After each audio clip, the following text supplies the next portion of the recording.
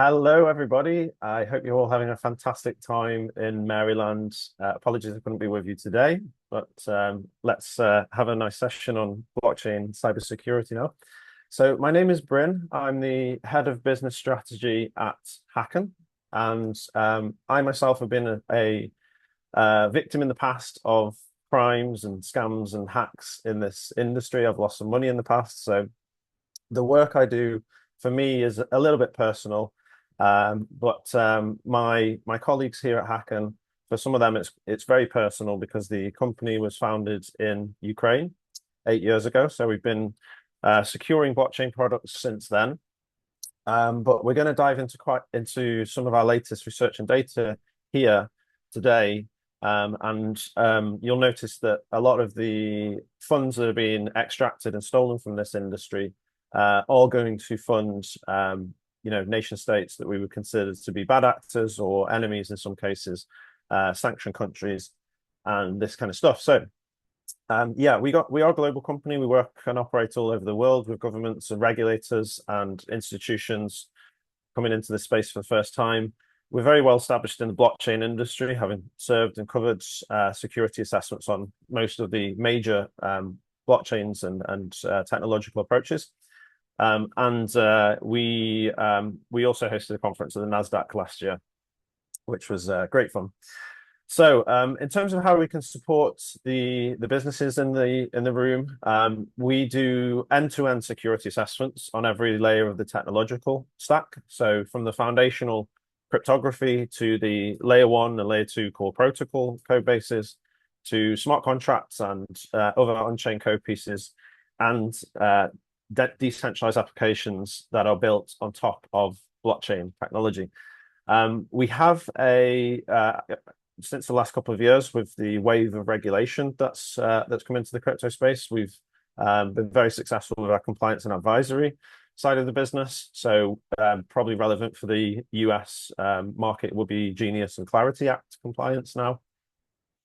And then in a sort of growth markets, we have AI security auditing features. We perform audits on AI systems from LLMs to agents to MCP servers.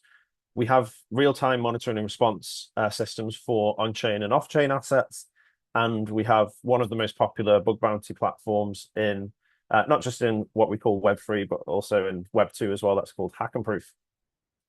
So for this session, we're going to deep dive into some of the data from our latest security trends report. We publish these every quarter, and this is the latest data integrated into this. So we haven't published this yet. You guys are going to be one of the first that are able to see these updates. But what can we see? Well, $16.5 billion of losses in total from the crypto businesses in the ecosystem. The vast majority of those caused by what we would call team and operational failures. So not necessarily exploited code bases, actually human and operational failures. Last year, we saw $1.5 billion lost in a single breach of the Bybit crypto exchange. And the majority of these cases are linked back to North Korean hacker cells. So just looking at this year then, 482 million was lost in Q1 alone across 44 different incidents. From our latest survey of development practices in the industry, 45% of teams are deploying updates to contracts, to protocols without having a security reassessment. So that means that they'll have had one security assessment originally, but then they make a lot of changes to the code base and they relaunch and they don't have an audit done. And the overwhelming majority of development teams are monitoring their production. So when they're developing code, but only 50% of them have an incident response plan in place if the worst happens. So hence why we see this graph that you really don't want to be going up and to the right, which is the amount of total value that's been hacked and lost and exploited in Web3. Last year, it was 4 billion, just around $4 billion worth of exploits. And this year, after the January to May period, we're already at 1.1 billion.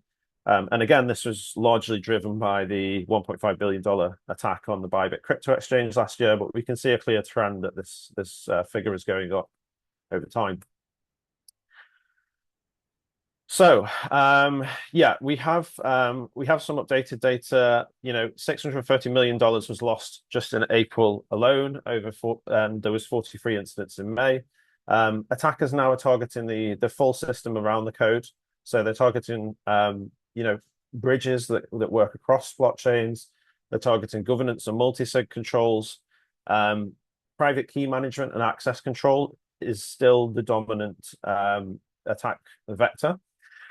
Wallets, again, a huge target. AI is coming into play. We're going to dive a bit deeper into that a bit later in the session. And also a lot of issues with third-party integration, supply chain attacks, and legacy code risk from using AI tools. So just diving into some of the top incidents then. The CalcDAO exploit, $293 million,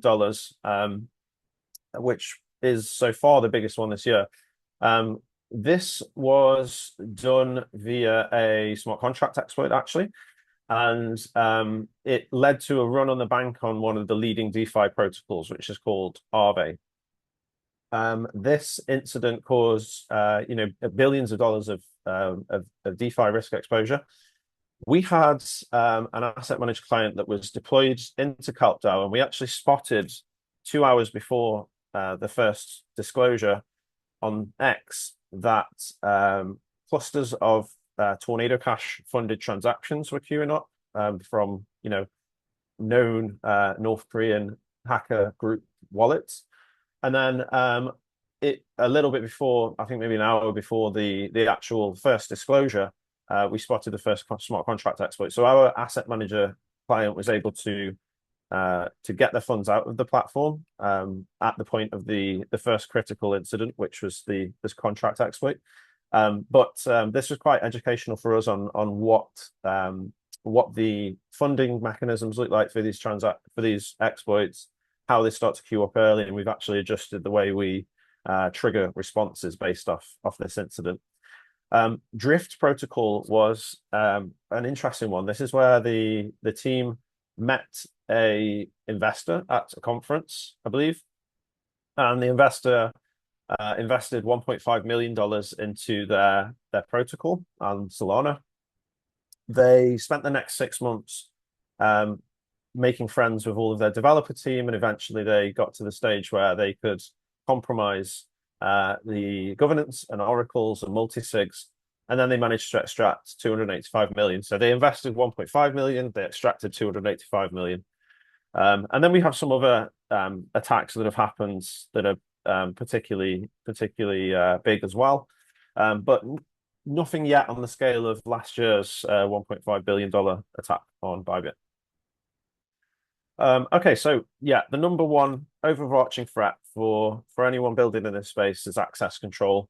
So the most successful hacking campaigns in this industry have been social engineering led. So like they may start with a phishing attack, they may start with a social engineering attack, but they build up over time and sometimes over months into an access control attack where a private key has been compromised, or multi-sig has been compromised, or administrator access has been compromised, and the hacker then has the privilege to authorize huge transactions and to extract liquidity if it's a bridge, mint, or a treasury attack. So yeah, they target anyone that can access and approve the movement of funds. They're very, very, very professional at this. And yeah, so founders and recruitment teams are being targeted constantly with fake investor calls or fake recruitment calls, trying to get them to download software. You have to be super, super careful if you operate in this industry with your team in operational security. Now, the other big change that's happened this year is that AI is part of the attack stack now. AI is, the latest models are, according to the marketing, very good at attacking lower level code bases and operating systems. And they also are very talented at chaining together exploits to create new vulnerability paths. So, of course, black hats in the crypto industry are utilizing the tools as much as they can, because the code base in crypto contains real value, and it's very, very difficult to actually recover funds that have been hacked after a crypto incident. So yeah, again, we're seeing fake job postings, like huge scale spear phishing campaigns, and North Korean attacker groups are quite well trained in this. We're seeing malicious extensions for virtual code environments. So VS Code, for example, lots of compromised extensions there. We saw some huge supply chain attacks on well-known and well-developed NPM packages.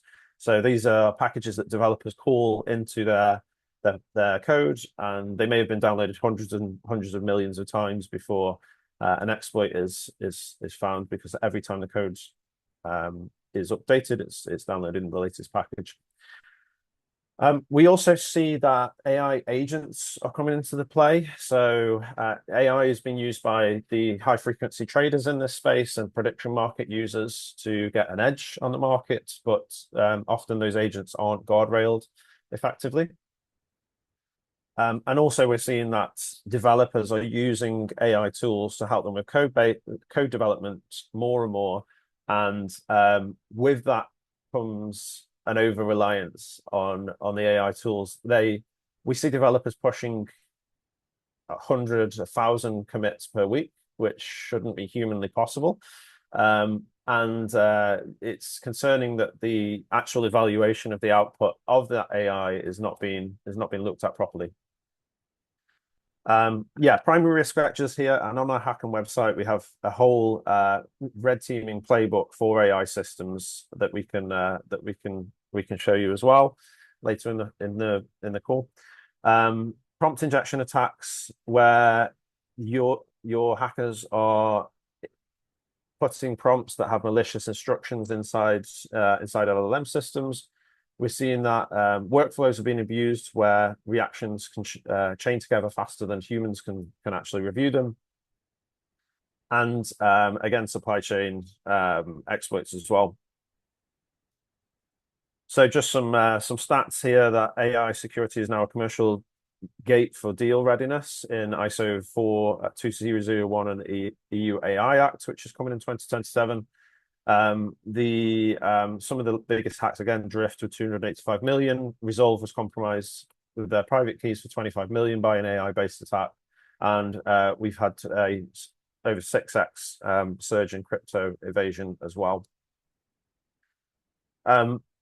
AI agents, obviously the frontier of the industry right now. How they differ from traditional LLMs is that they primarily output transactions rather than in the crypto space, rather than text. So actually the scope of actions changes. You're looking at commands that approve, swap, bridge, and transfer. The primary risk for apps that are built on top of LLMs is probably data leakage, the app outputs being hallucinated, and some reputational damage. Whereas actually, if a DeFi app is integrating AI agents, the huge risk is irreversible fund loss. We're already having the first cases of AI agents being used to exploit projects. Here with Grok and Banker, they managed to get between 150 200K by hiding transaction instructions in Morse code and bypassing plain text prompt guardrails. So that was a prompt injection, and then the AI agent having too much power, too much agency to act in that case. Right, going back to the survey that we did on our blockchain developers, we found that there's a maturity gap in the secure software development lifecycle. And whilst 93% of teams document code very well, okay, brilliant, 70% fail to define security requirements, and only 65% perform threat modeling on their code bases. We saw that the foundation for access control is strong, but teams are not all integrating it properly. we found that testing is often lacking in some of the more advanced edge case tests like fuzz testing, which is a bombardment of a contract with random inputs. You can equivalent that with a DDoS attack in the Web2 space, or invariance testing, which is the testing of the figures, the numbers that shouldn't change, for example, circulating supply. Yeah, a lot of projects in the blockchain industry, they get a security audit. There's the minority of them launch without an initial audit, but they fail to audit updates. So when they launch a V2 or they launch new features, they fail to get those audited. Okay, so the other big change that's happened over the last few months with the onset of AI is that one-time audits are definitely no longer enough. So having a security assessment before you launch a blockchain project onto mainnet used to be the standard, but now we feel that it's definitely moved to a continuous approach. You have to be constantly testing systems to stay ahead of the latest models. So we look at four key areas when we're advising our clients and partners on these matters. Governance, including team and operational, infrastructure, on-chain code bases, contracts and protocols, and then also reactions as well, so monitoring and incident response. The first step to the biggest attack vector, again, access control and team and operational security. So it's a great idea to have founder and executive phishing training. This is for teams that are coming into the space for the first time. Maybe you'll be shocked by the amount of outreach you're getting on LinkedIn after you do an announcement to invest. Some of those people may not be genuine, so it's really important to be careful about phishing and spear phishing attacks. Don't keep private keys on everyday communication devices. Not your keys, not your coins, as we say in crypto, but you need to have a very safe and secure and audited system for handling private keys. Use hardware wallets. Cold wallets are the industry standard for signing bigger transactions, or if you're dealing with a multi-sig system for constructing and for signing those transactions. You must have MFA, 2FA at least, or MFA live in all of your systems. There are standards for this stuff from Web2, shall we say, like ISO 27001 or SOC 2, that we really recommend that all teams in the blockchain space get, because we are building financial products here.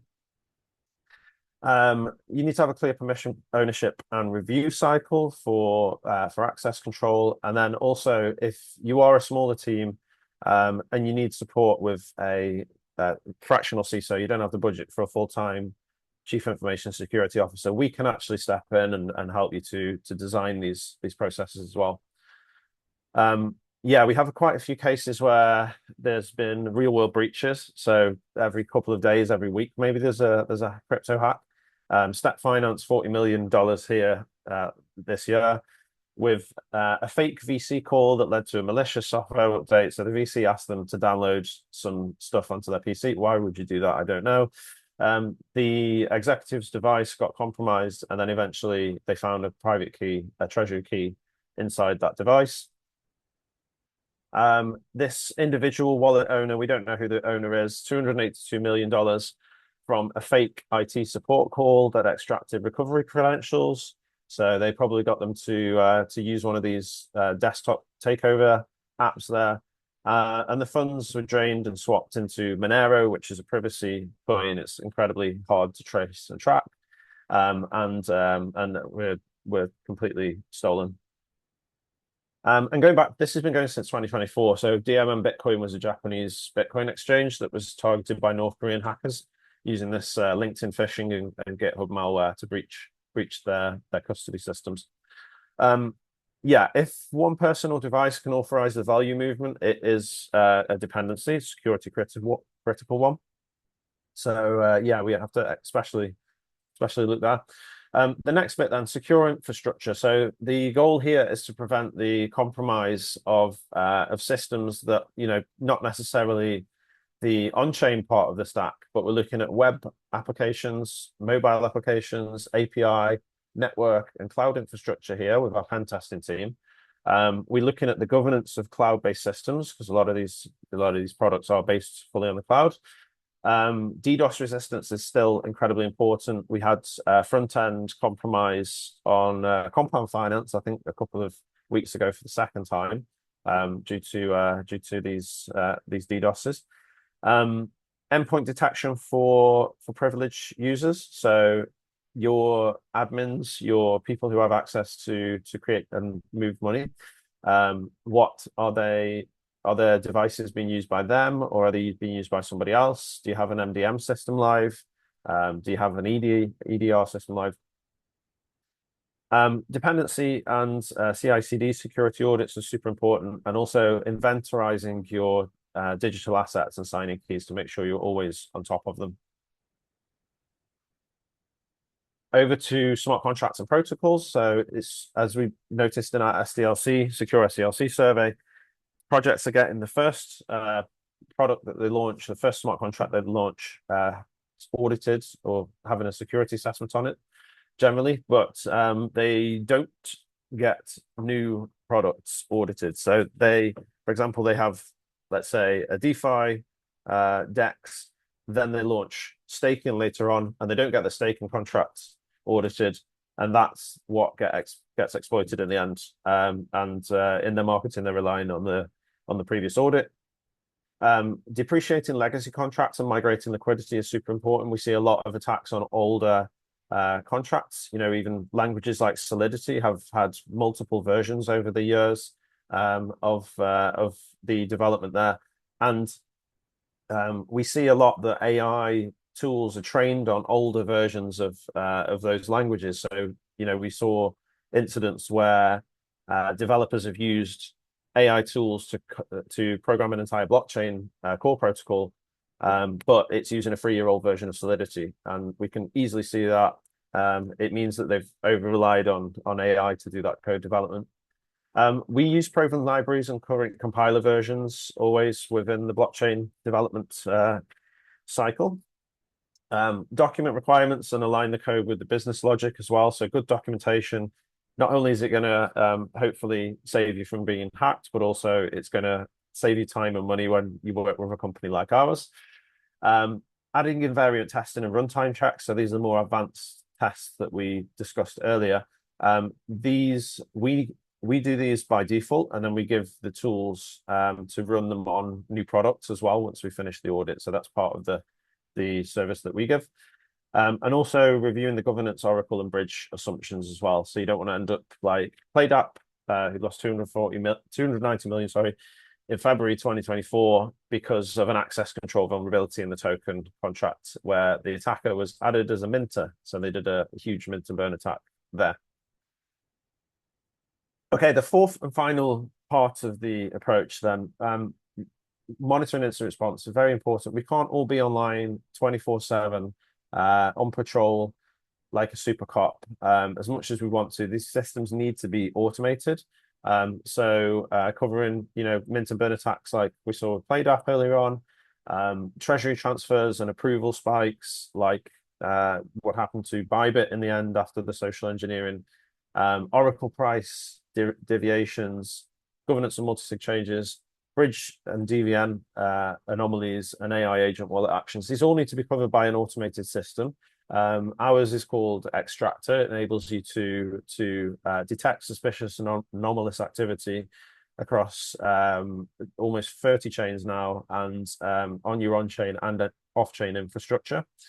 It needs to be done in real time because we have, if an incident happens, we have a very short window of opportunity to stop the hackers, to intercept them.